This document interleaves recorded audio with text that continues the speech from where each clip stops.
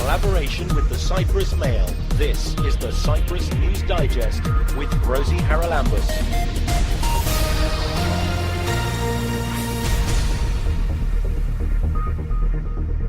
Coming up on the programme this week, we talk to opposition leader Andros Kyprianou about the upcoming elections and the failure of the Cyprus reunification talks. We lost an opportunity. Turkey was isolated on the issue, and having negotiated properly, I believe we could have achieved that success. The Nicosia Barbarians are looking for rugby coaches. 6 to 12-year-olds, it's non-contact rugby, it's known as tag. There's quite a few schools in Cyprus actually playing tag now. It's mixed, it's girls and boys. And banned books are on special offer. And the list includes some surprises. Mark Twain, for example, was banned in America and Russia for a long time. Huckleberry Finn. We've got presidential elections coming up, of course, next year. And I went recently to the headquarters of the main opposition party, AKEL, and spoke to opposition leader Andros Kyprianou about the party's plans for the elections. Well, we have already decided in our Congress to support the candidacy of Mr. Stavros Malas. He's an independent candidate, and he will seek for the support from other strates of the society as well. We know him very well. He is a person who politically moves in the center-left, I would say. He is, above all, a person who is clear. Nobody has anything to say against him. He is sincere, and he has proved it throughout his life, and he's, I would say, a very consistent person as far as his policies are concerned. Why didn't you stand? Well, we have decided collectively that a candidate from the party will not have a lot of chances to win the elections, and we would like to enhance the possibility to win these elections. For us, it is of high priority to have a candidacy which could win the elections, because we need to change the current government, and we cannot replace it with people like Nikolaos Papadopoulos or George Rillikas, because we strongly believe that they will not make a substantial change. So we needed somebody else, somebody who could attract votes from other strates of the society as well. And I think my own candidacy would limit the audience to which we could, address. But why do you think that an AKEL candidate has no chance of winning? Well, there is a specific situation in the society which we cannot ignore when discussing these issues. Unfortunately, although we do not agree with it, a lot of people believe that AKEL is to be blamed for the economic catastrophe of Cyprus. So I think we need some more time in order to convince the people that we are not to be blamed. It's the international crisis which has affected Cyprus. The bank crisis was in the center of the crisis of the economy in Cyprus. So we need some more time to convince Okay, but them. let's be honest as well and say that, do you at least admit that the government spending under the previous Christofias government was way out of control and contributed to the crisis? Well, if you think that 200 million euros were enough to cause this crisis, I would agree with you. But the main problem, all the Europeans have said it. Olli Rehn at the time, Mr. Martin Verwey, I remember he was addressing a Congress of Economists in Cyprus in October 2012. He said it clearly. The crisis in Cyprus is not like all the other crises, like in Portugal, Spain, Italy, Greece. It's very similar to the crisis of Ireland, he said. And in Ireland, the crisis was a bank crisis, like here. So we are not the only ones who said so. Of course, at the same time, I admit that we have made mistakes. There were cases where we could handle things in a much better way. Can I ask you whether or not, if your candidate wins, there will be a change in economic policy? Because we're seeing already the unions starting to demand increases. We've seen a freeze on civil servant recruitment, and there is, I think, a general agreement that the reform of the civil service is paramount if we are to avoid another bailout and haircut. Well, I'm not sure if that's the case. I mean, if we are going to avoid another bailout, the banks should find their own way. It has nothing to do with the civil service or the rest of the society. Okay, but the banks need to be able to deal with the NPLs, and you're against foreclosures. So where does that leave us? Do you know, there are so many little strands. We are not against foreclosures. We are against foreclosures for the first house, for the, how do you call it, the family home. The family home. Only cases where the owners were servicing their loans, and the only reason they cannot do the same thing now is due to the economic crisis and the measures adopted by the government. So you're not against foreclosures of first homes. Hang on, let me get this straight. Yeah. If it's an NPL that has not been serviced. We've seen a lot of cases of people who haven't serviced their loan from before the banking crisis. Well, if that's the case, we don't mind. I mean, they have to pay their loans. If they get a loan from the bank, they have to pay it back. So we only support cases for houses up to, that was our proposal in the Parliament, for houses up to 300 square meters, and with the provision that they were servicing properly their loans, and the only reason they cannot do it nowadays is due to the decisions adopted by the government. They don't have the money. Either they are unemployed, or their salaries have been lowered, and they cannot service a loan. But if their salaries have been lowered, they can come to an agreement with the bank for restructuring the loan, and a lot of people aren't. As far as I know, only few restructures have been done so far. So the banks have to intensify their efforts to have more restructures of their loans. So it's up to them to speed up the whole process, I think. And if a person did not go to the bank to carry out this process, then he is to be blamed. But if the bank is to be blamed, we are not in favor of having the foreclosures.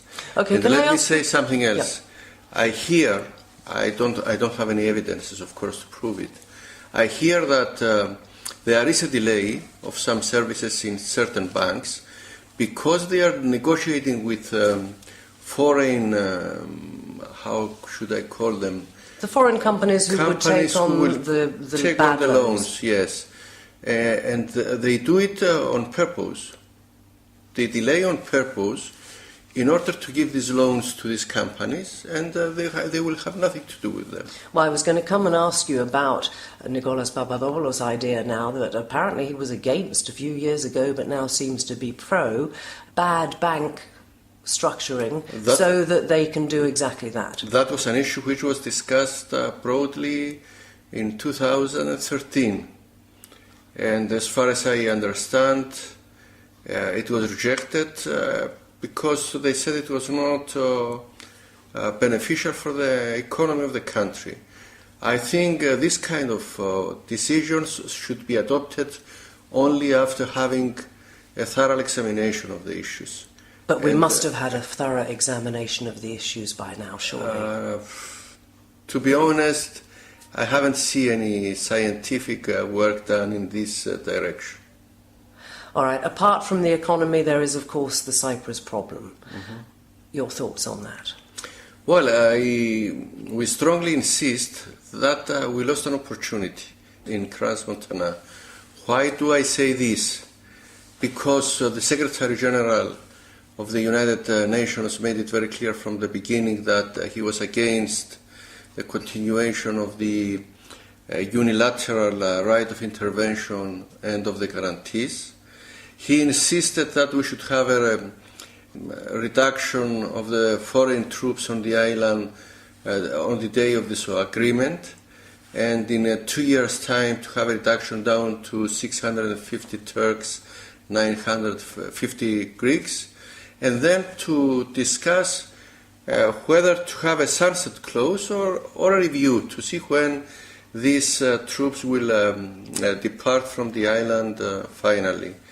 Of course, he was relating this issue with the territory issue. He was insisting that Morphou should be returned to the Greek Cypriot administration, other territories as well, the property issue, the rotating presidency, the effective participation of the Turkish Cypriot community in the governance, and also with the equitable treatment of the Turks related to the Greeks, of course. These were issues on which we should have agreed. The position on the issue of the security was supported by Greece, not now, but many years ago. During the presidency of Mr. Christofias, he insisted and he succeeded in having a statement from the then Greek government that they were ready to abandon this right they had as a guarantor power. It was supported by the European Union in Crans-Montana, and it was also supported in a way by Britain. So Turkey was isolated on the issue. And having negotiated properly, I believe we could have achieved that success, to my mind.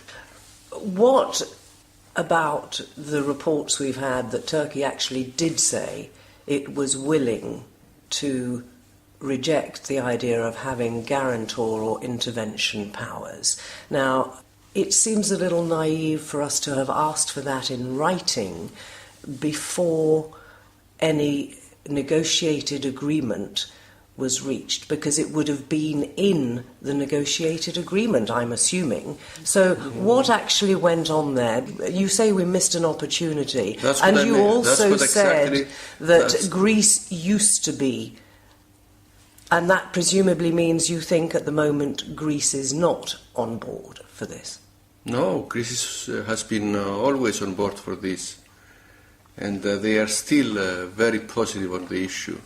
And as far as I am concerned, the information I received is that Mr. Gorgias played a very positive role during the dinner. From there on, the reason I am saying this as far as the loss of the opportunity is concerned is because I fully agree with what you have said. I mean, we insisted to have it in written, but that would have been written in the final text of the agreement. So, at the end of the negotiations, that would be in a written form. So, and since the Secretary General of the United Nations was supporting this view, and he said, as far as I understand, there is a consensus on the issue, I am wondering why we insisted to have it at that moment in writing. Can we restart the negotiations? What is the position now of the Turkish Cypriots? Because they were actually giving quite a lot as well as Turkey, weren't they? And suddenly they must feel let down?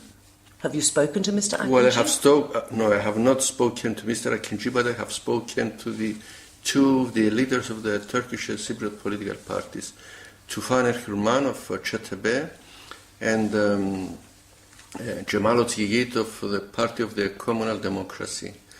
And they both feel very much disappointed for the result in Crans-Montana.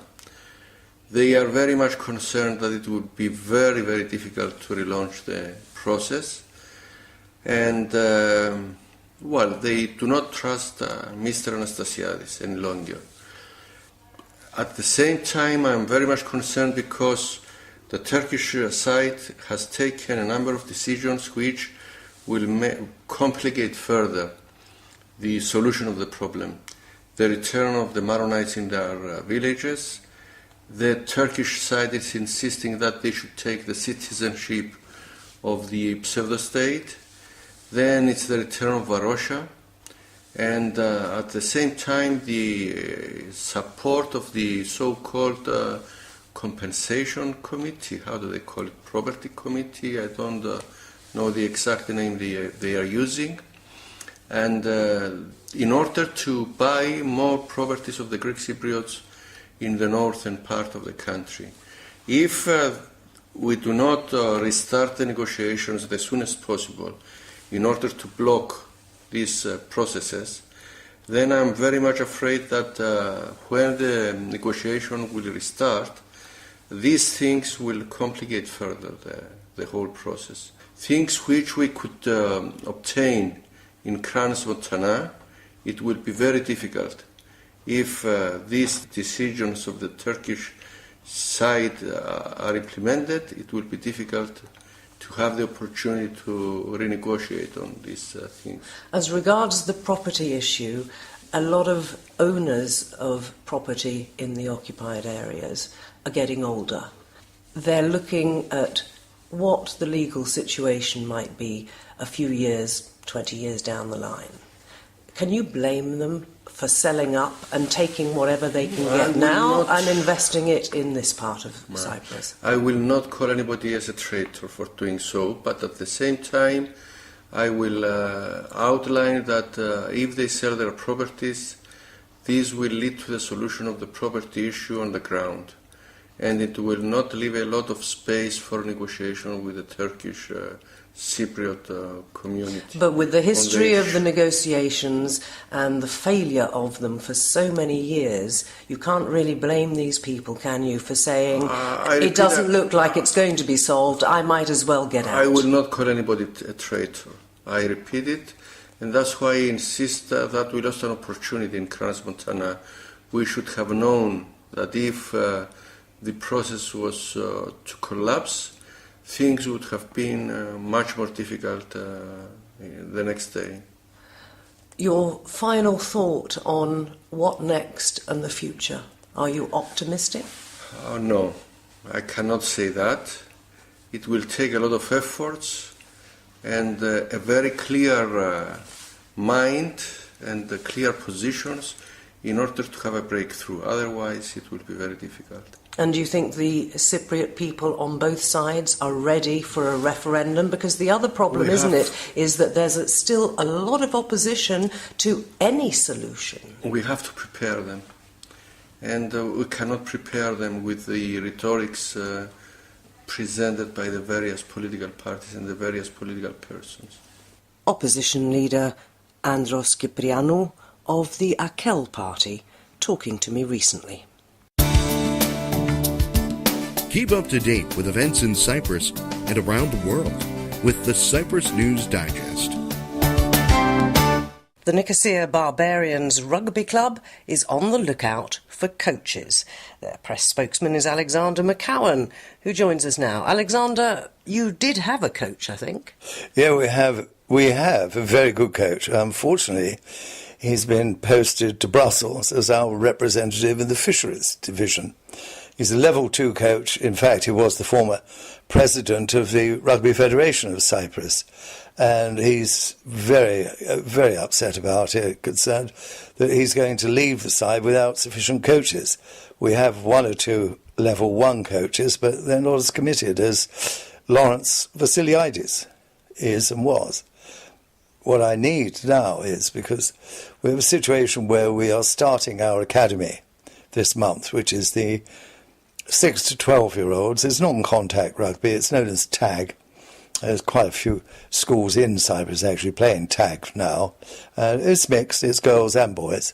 And interestingly, the girls do rather well at it, I suppose because they develop physically more rapidly than the boys. And this academy, the Barbarians Academy, is on the site of the new senior school, which was previously the Bank of Cyprus Sports Club. I think many people will know it from that. It's behind the GSMP Stadium. It's very easy to get to. And, of course, it has new pitch, parking, storage, and meets every requirement that we have for an academy. We are looking, of course, for coach for our senior sides as well.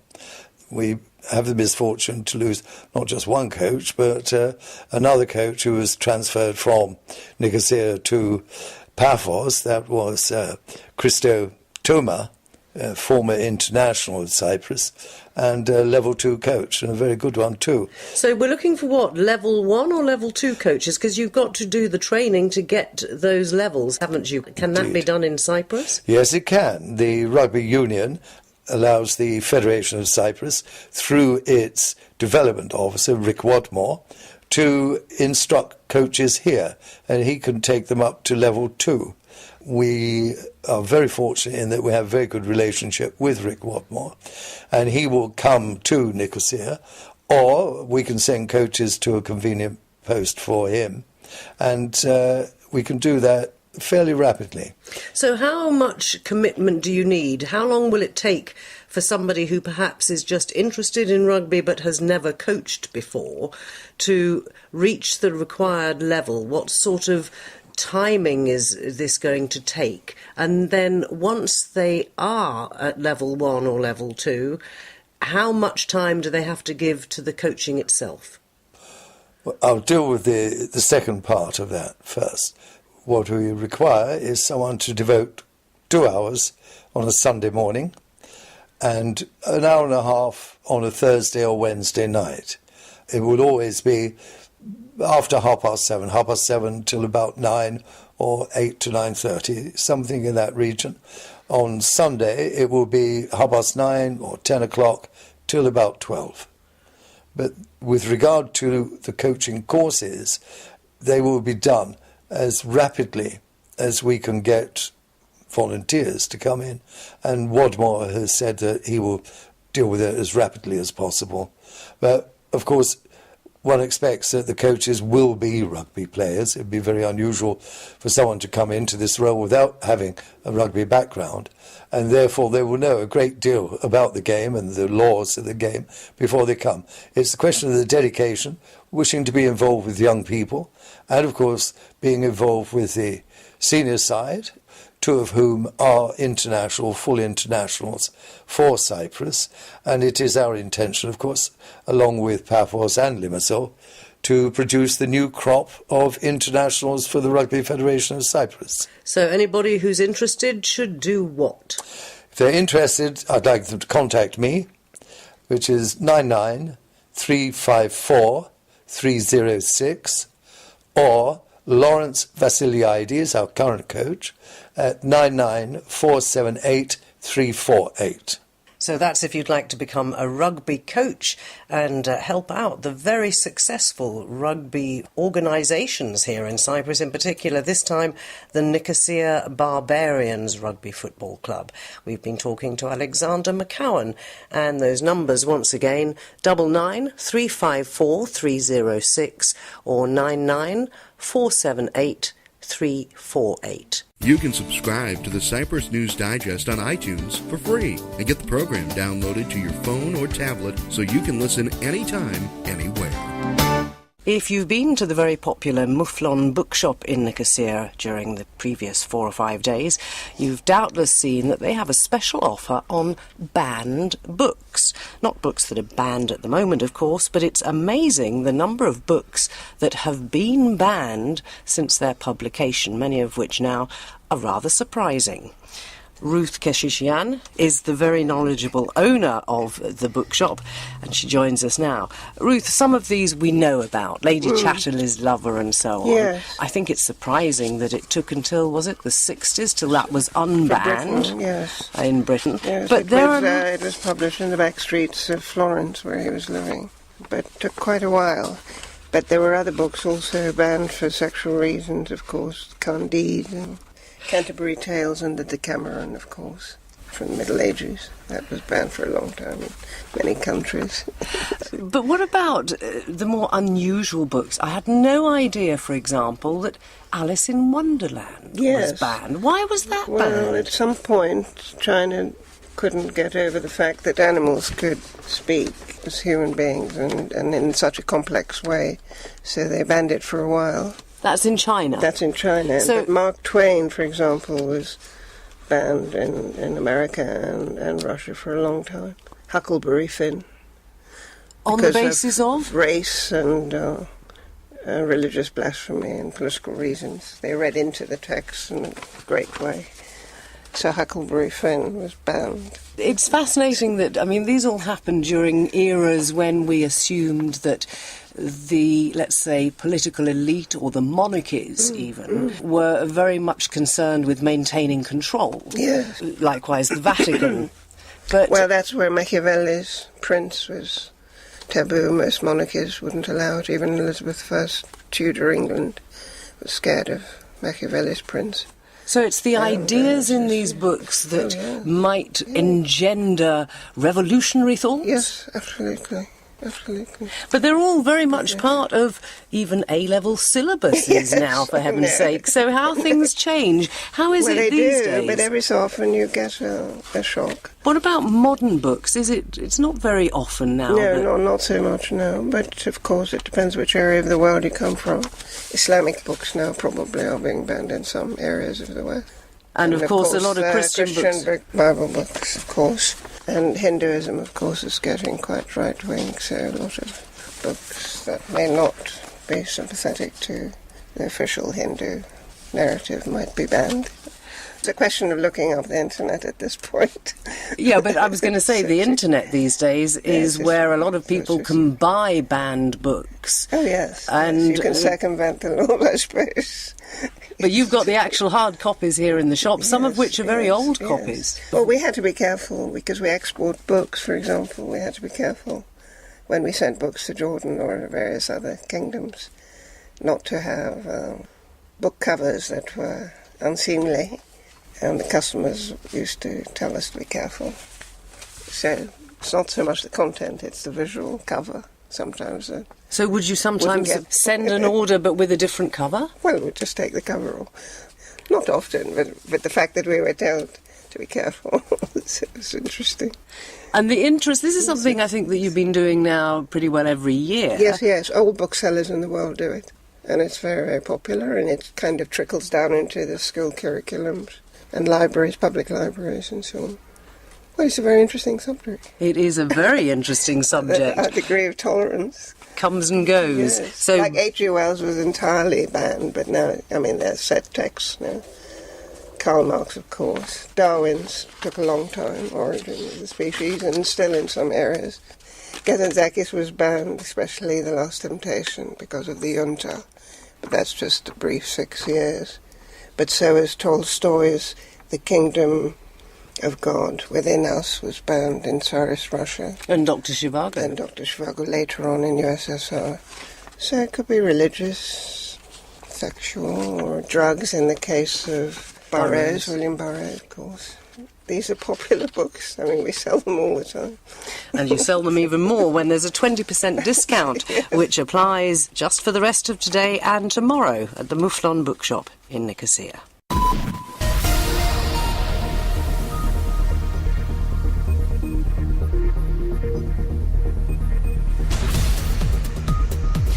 Well, that about wraps up this edition of the Cyprus News Digest. Many thanks for your company.